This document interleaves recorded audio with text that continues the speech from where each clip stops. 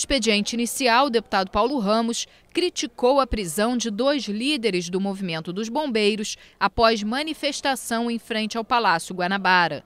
Os bombeiros querem um piso de R$2.000, piso, eliminada a política de gratificações, porque as gratificações oferecidas pelo governo são suprimidas quando o bombeiro entra de férias, quando o bombeiro adoece, quando vai para a inatividade. Não representam uma remuneração permanente, igualando ativos, inativos e pensionistas, obviamente respeitada a cadeia hierárquica. Os bombeiros se mobilizaram, o governador, depois de alguns erros, fez o meia-culpa, mas ofereceu gratificações, tentando dividir a categoria. Não conseguiu dividir. Os bombeiros retornaram, depois de anistiados aqui. Foram anistiados administrativamente, num projeto apresentado e subscrito pelos deputados que integram a base do governo. Em Brasília, a anistia criminal está correndo, está concluindo a votação. Então, existe o reconhecimento de que os bombeiros não cometeram nenhuma transgressão disciplinar e nenhum crime. É claro que alguns podem dizer, mas a anistia significa o esquecimento de atos praticados. Na verdade, nós estamos diante de uma anistia especial. Vou chamar, é uma anistia preventiva. Pronto. A deputada Janira Rocha também criticou a prisão dos líderes do movimento dos bombeiros. Não é possível que trabalhadores, pais e mães de famílias, pessoas que já lutaram, já tiveram reconhecimento da população do Rio, da importância do governo do estado resolver as demandas dos trabalhadores, estão pedindo muito pouco, um piso salarial de R$2.000. Os deputados aqui ganham 20 mil. Eles estão pedindo um piso de R$2.000, estão pedindo que o fim das gratificações, porque parte do salário deles eles perdem nas férias, perdem na aposentadoria, perdem em casa de licença médica, e estão pedindo um vale-transporte que dê para eles pagarem a passagem, que o vale-transporte deles custa R$100. Esse é o motivo desses homens e mulheres estarem na rua. O governador Sérgio Cabral foi à imprensa, fez uma autocrítica, disse que foi errado chamá-los de vândalos, de irresponsáveis, que ele deveria ser mais ponderado, disse que ia resolver a questão, passados 4 meses, não resolveu e de novo manda prender as lideranças do movimento. O deputado Luiz Paulo disse que vai entrar com ação direta de inconstitucionalidade quando a proposta das organizações sociais for sancionada pelo governador do Rio. Listei, quando fiz meu voto, na Comissão de Constituição e Justiça, 8 razões de inconstitucionalidade.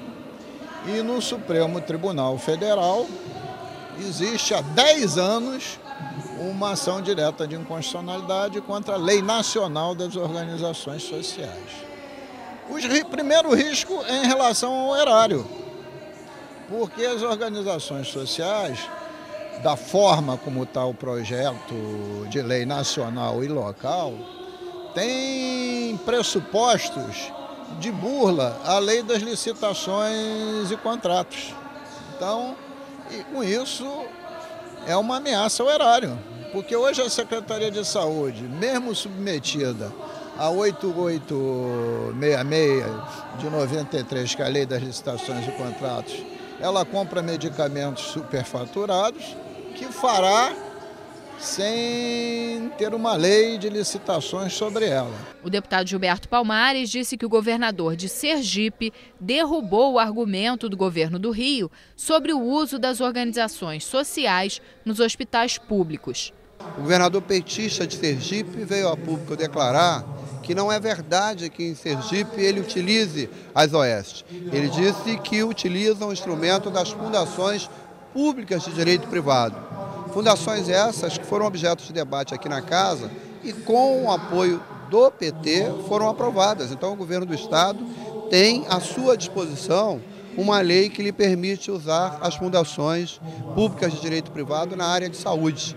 Também usei a tribuna para contestar, não entender determinados setores, inclusive de oposição, que negaram o seu voto a uma emenda que apresentei, baseada na Convenção 158 da Organização Internacional de Trabalho, para proibir a chamada demissão arbitrária ou sem justa causa na saúde. A deputada Miriam Rios vai apresentar projeto na Alerj com o objetivo de incentivar a população a recolher para reciclagem o óleo utilizado nas cozinhas. Assim como eu muitas vezes esqueço e não aproveito, não reciclo aquele óleo da cozinha, eu tenho certeza que outras milhares de pessoas fazem a mesma coisa.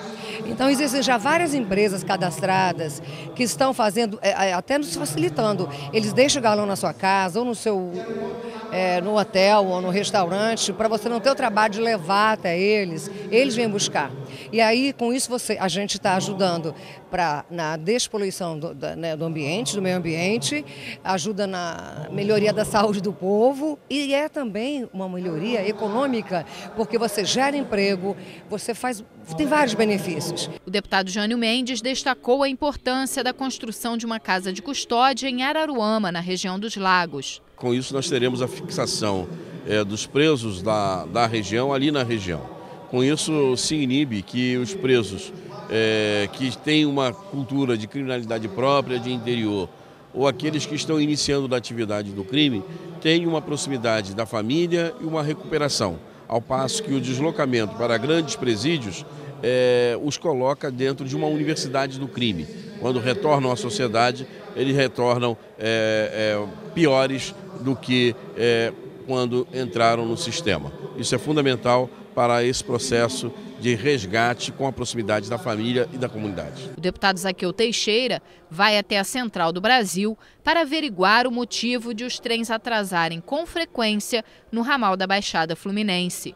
Nós temos recebido diversas denúncias, temos visto matérias nos jornais e vamos acompanhar de perto para verificar qual é o nível de atraso que os trens estão tendo, por que isso está acontecendo, para que a gente depois possa produzir um debate através da Comissão de Defesa do Consumidor, que sou membro, ou da Comissão de Transportes, ou uma audiência conjunta, para que a gente consiga buscar solução, porque não dá para a população da Baixada Fluminense ficar sendo prejudicada pelo mau atendimento prestado pela Supervia.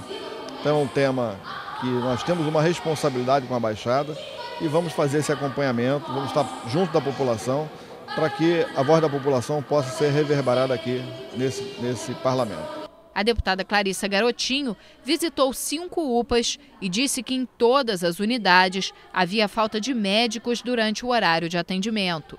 A UPA de Marechal Hermes, de Irajá, do Engenho Novo, de Bangu e de Realengo. E na maioria das UPAs que nós visitamos, nós verificamos a ausência, muitos médicos, clínicos gerais e pediatras que deveriam ter ido cumprir a sua escala de serviço e que não foram. Algumas UPAs deveriam ter 6 médicos e tinham apenas 2.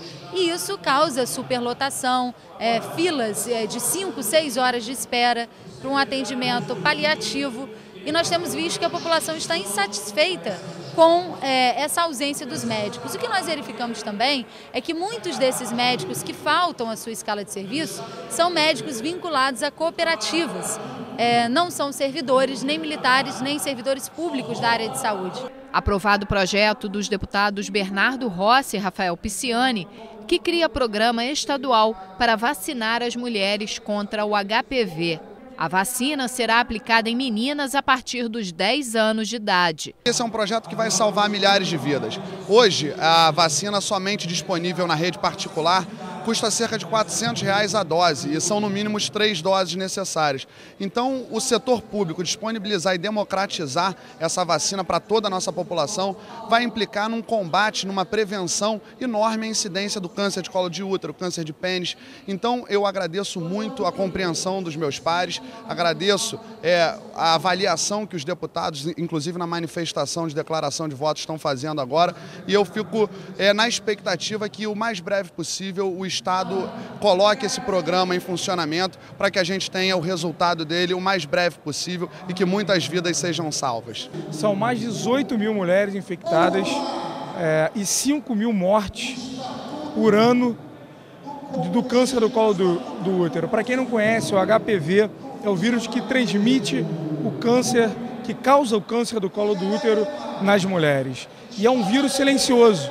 Quando a mulher sabe que tem esse vírus, ela já está com câncer.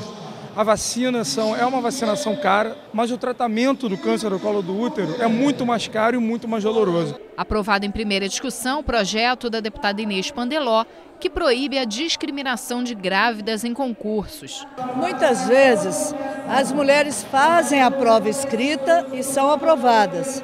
Aí no momento da prova física, ela está no momento de gravidez e não pode fazer a prova física. E aí elas são eliminadas do concurso e essa vaga é preenchida pela pessoa que vem classificada abaixo dela. Eu acho que é uma discriminação. Gravidez não é doença, mas tem situações que a mulher não vai poder se expor a um teste físico. Então, o que aconteceria se aprovada essa lei? A vaga seria resguardada e, posteriormente, passada a gravidez, ela faria o teste físico. Recebeu 2 emendas, projeto da ex-deputada Sula do Carmo, que obriga as lojas a disponibilizarem provadores de roupas para pessoas com deficiência. Aprovada em primeira discussão, proposta do deputado Zaqueu Teixeira, que determina a instalação de cabines da Polícia Militar nas proximidades dos estacionamentos de shoppings. Nós temos diversos registros de ocorrências de crimes ocorridos no interior do shopping center, em que as pessoas roubam lojas, roubam as pessoas e saem sem que nada aconteça. Isso vai permitir uma atuação imediata da Polícia Militar. Quantas pessoas circulam nos shoppings? Você imagina o Natal, o Ano Novo, nas vésperas das festas. Muitas pessoas circulam, então garantir a segurança externa é obrigação da Polícia Militar. E nós estamos permitindo com esse projeto de lei com que a Polícia Militar possa fazer um convênio com o shopping para fazer essa instalação e fazer um monitoramento interno da circulação das pessoas dentro do shopping. Outro projeto aprovado em primeira discussão foi o dos deputados Paulo Melo e Sabino, que concede aos processos de adoção a preferência para tramitar mais rapidamente. Esse projeto nasceu dos vários encontros, das várias audiências da Comissão Parlamentar aqui da LERJ Pro Adoção, com os grupos de adoção e com pessoas, famílias, pais que estão em procedimentos de adoção. E nós percebemos a demora desses processos, a angústia das famílias, o prejuízo que traz às crianças e imaginamos que se conseguirmos junto ao Judiciário uma tramitação preferencial, como ocorre hoje já na Justiça em relação aos processos dos idosos, certamente será um grande estímulo para que as milhares de crianças que hoje se encontram em abrigos tenham o direito garantido de ter as suas famílias.